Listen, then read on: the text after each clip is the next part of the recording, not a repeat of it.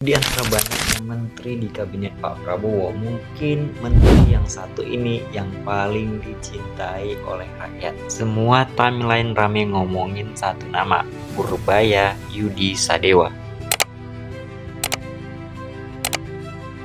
Menteri Keuangan baru yang katanya pro rakyat tapi bikin banyak pejabat keringetan. Sejak dia dilantik awal September 2025, suasana ekonomi langsung kayak roller coaster. Ada yang seneng banget karena akhirnya orang berani pegang duit negara. Tapi ada juga yang bilang nih orang kebanyakan gaya. Uniknya dia bukan tipikal pejabat kalem kayak Sri Mulyani dulu. Dia ngomong belak-belakan, bahkan nyolot ke lembaga internasional kayak IMF. Bayangin, baru seminggu duduk udah bikin dunia keuangan geger. Tapi justru itu yang bikin rakyat mulai melirik, ini pemimpin atau provokator perubahan. Purbaya Yudi Sadewa bukan orang baru di dunia ekonomi. Dia doktor ekonomi lulusan Purdue University di Amerika dan dulu sempat jadi ketua LPS, lembaga penjamin simpanan. Tapi latar belakangnya agak unik. Dia bukan murni ekonom, awalnya malah insinyur dari ITB. Jadi gaya mikirnya lebih ke arah teknokrat yang praktis. Kalau sistem gak jalan, ya bongkar, bukan dibahas panjang lebar. Mungkin itu sebabnya dia dibilang beda dengan Sri Mulyani yang super hati-hati dan teknokrat banget. Tapi ya kadang orang kayak gini tuh bisa jadi penyelamat. Bisa juga bikin sistem jebol kalau nggak dikontrol. Begitu masuk kantor, langkah pertama Purbaya langsung bikin geger. Dia mau tarik 200 triliun dana pemerintah yang nganggur di Bank Indonesia buat disalurin ke bank-bank BUMN. Katanya sih biar kredit ke sektor real lancar, biar rakyat dapat napas. Ide ini langsung disambut rakyat dengan tepuk tangan, tapi pasar modal malah panik. Saham jeblok, rupiah sempat melemah.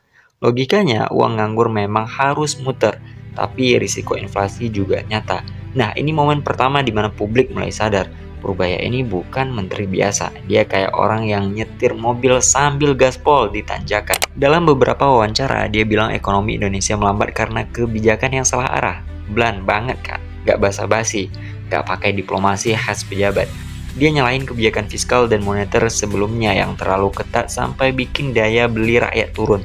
Katanya, rakyat demo bukan karena susah aja, tapi karena negara lambat tanggap. Kalimat itu langsung viral dan banyak netizen bilang, akhirnya ada pejabat yang ngomong kayak rakyat. Tapi di sisi lain, para pejabat lama ngerasa tersindir. Jadi dari awal aja udah kelihatan, konflik ini bukan ekonomi doang, tapi juga politik gaya baru versus gaya lama. Gaya ngomongnya yang ceplos-ceplos bikin banyak orang bingung, ini menteri ekonomi atau influencer ekonomi. Bayangin dia pernah bilang ke media internasional, IMF itu setelah baca ekonomi Asia Tenggara. Boom, headline global langsung meledak. Tapi ternyata kalimat itu bukan asal ngomong, dia punya data sendiri soal pertumbuhan ekonomi yang menurutnya salah diukur. Jadi dia bukan asal bacot, tapi berani adu data. Cuma ya, di dunia birokrasi kita kan nggak biasa dengan pejabat model begini. Akhirnya muncul kubu pro dan kontra di dalam kabinet sendiri. Nah yang menarik, Purbaya ini ngotot pengen pertumbuhan ekonomi 8% dalam 2 tahun. Angka segitu tuh ambisius banget, bahkan negara industri aja ngos-ngosan. Tapi dia bilang kalau uang dikelola dengan benar dan belanja cepat itu mungkin. Pernyataannya bikin masyarakat optimis, tapi ekonom senior malah geleng-geleng kepala. Karena target kayak gitu artinya pemerintah bakal jor-joran belanja, bahkan mungkin nekat nyentuh batas defisit. Disinilah muncul pertanyaan besar. Apakah pro rakyat itu berarti boros atau apakah hemat itu berarti anti rakyat? Pak Purbaya juga langsung ngelihat satu masalah yang jarang disorot, uang negara yang nyangkut di kas daerah. Menurutnya banyak pemerintah daerah yang cuma nyimpen duit tanpa bisa muterin buat program produktif. Jadi dia bilang uang daerah jangan disimpan kayak warisan, harus diputer biar hidup. Kalimatnya nyindir tapi kena banget karena faktanya banyak proyek mandek gara-gara dana daerah nggak cair tepat waktu. Nah, dari sini kelihatan kalau dia pengen dobrak mental birokrasi yang terlalu nyaman. Tapi ya, orang-orang nyaman biasanya paling susah digeser. Di kalangan pejabat mulai muncul bisik-bisik, Purbaya ini nggak bisa dikontrol. Bahkan ada yang bilang gaya dia terlalu vokal untuk ukuran kabinet. Tapi justru karena itu dia disukai publik, terutama di media sosial. Banyak anak muda bilang dia kayak menteri rakyat karena ngomongnya jujur nggak bertele-tele. Tapi di sisi lain, pejabat lama merasa terancam. Mereka takut reformasi Purbaya bakal ngacak sistem yang udah mereka bentuk bertahun-tahun. Jadi konflik antara rakyat suka dan birokrat resah ini kayak drama politik baru yang seru banget buat diikuti. Tapi jangan salah, langkah-langkah Purbaya ini bukan tanpa risiko. Belanja publik besar berarti utang juga bisa naik cepat. Kalau pengawasan lemah, kebocoran bisa makin parah. Apalagi kalau sistem birokrasi belum siap menyalurkan dana cepat tapi tepat sasaran. Jadi meski semangatnya keren, implementasinya harus diawasi ketat.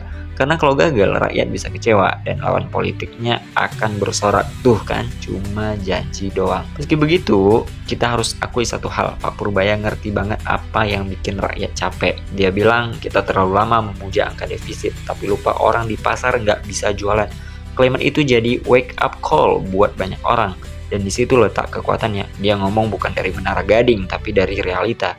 Ini yang bikin rakyat merasa punya menteri yang berpihak, tapi kita perlu skeptis. Karena berpihak aja nggak cukup kalau eksekusinya berantakan. Nah, dampaknya ke rakyat kecil mulai kelihatan di beberapa daerah. Misalnya program percepatan belanja infrastruktur kecil dan bantuan UMKM mulai digencarkan. Banyak pelaku usaha mulai dapat akses ke kredit lunak, tapi di sisi lain harga bahan pokok masih naik dan daya beli belum pulih. Jadi meskipun niatnya bagus, efeknya belum seimbang. Disinilah publik mulai menunggu kapan hasil nyatanya terasa. Kalau dalam setahun nggak ada perubahan besar, semua euforia bisa berubah jadi sinisme. Sementara itu, para pejabat lama di kementerian mulai main aman. Banyak yang nunggu arah kebijakan jelas sebelum bergerak. Ini bikin koordinasi antara lembaga agak kaku di awal masa jabatan Pak Purbaya. Tapi dia bilang kalau nggak bisa cepat, minggir aja. Kalimat itu viral lagi, bikin netizen ngakak, tapi pejabat pucat. Jadi mau nggak mau, Purbaya memaksa sistem yang lambat jadi lari, walaupun belum jelas apakah larinya ke arah yang benar atau cuma muter di tempat. Dari sisi politik, posisi dia juga berisiko tinggi. Kalau ekonomi berhasil tumbuh, dia bakal jadi bintang kabinet. Tapi kalau gagal, dia bisa jadi kambing hitam pertama yang dikorbankan. Ini permainan klasik politik. Tapi yang menarik, dia kayak nggak peduli. Katanya, saya nggak kerja buat jabatan, saya kerja buat rakyat. Klasik banget. Tapi dengan cara dia ngomong, orang percaya itu bukan gimmick. Nah, sekarang balik ke kita, rakyat dan penonton yang tiap hari lihat drama ini di berita, mau dukung dia atau enggak, kita harus sadar bahwa semua kebijakan yang dia buat ujung-ujungnya nyentuh dompet kita. Mau itu lewat pajak, harga, subsidi, atau upah. Jadi jangan cuma nonton, tapi juga pantau dan ngomel kalau ada yang janggal. Karena pro rakyat bukan cuma tugas menteri, tapi tanggung jawab kita juga buat awal. Dan akhirnya closingnya gini aja, mungkin Purbaya bukan malaikat, tapi juga bukan boneka politik. Dia bisa jadi gangguan buat pejabat korup, tapi harapan buat rakyat kecil. Waktu yang bakal ngebuktiin dia beneran reformis atau cuma retoris. Tapi satu hal pasti, dia bikin kita sadar bahwa keberanian bicara jujur di ruang kekuasaan masih mungkin terjadi. Jadi siap atau nggak siap, Indonesia lagi masuk babak baru. Dan kayaknya untuk pertama kalinya dalam waktu lama, rakyat mulai punya alasan buat berharap lagi. Nah, gimana menurut lo? Tulis pendapat lo di kolom komentar supaya kita bisa diskusi.